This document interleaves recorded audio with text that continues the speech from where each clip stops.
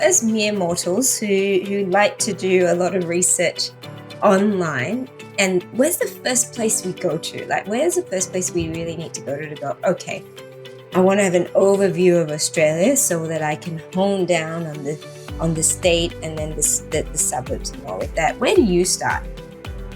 Look, ultimately, when you are thinking about finding a property or where to really look for, okay, I look at two things: understanding the price point. So what am I going to pay for a particular property or a particular area, and how do I narrow down on a number of areas, okay? And that's where I would usually start, okay? And so when you talk about the land prices, when you talk about the property prices, I want to introduce this new concept, and I don't think that it's a new concept. A lot of people should know about this, but I'll still talk about this a bit, which is called the land to asset ratio. People, you would hear professionals talk about, oh, you should buy as close to the land value as possible, okay? And so there is a ratio called land to value ratio. What that basically means is, for example, you're buying a $300,000 land and a brand new $300,000 house that you build on it.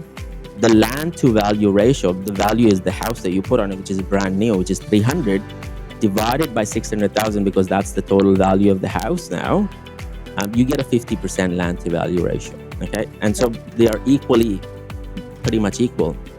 What you want to do is you want to move this ratio to the higher mark, and so when I'm focusing on buying in any pocket at any price point, be it $400,000 or $1 million price point, I want that ratio to sit well over 75 to 80%. Heck, in some times, I would go over 100% as well, and I'll explain it how. And so what we're talking about is you want land to be valued more and the house to be valued less, so that the asset to value ratio is more, so that when you are trying to sell this, or when you're trying to develop this, or when you're trying to do something with this, you know that the land would appreciate, or the land is where you would create the high best use at the future.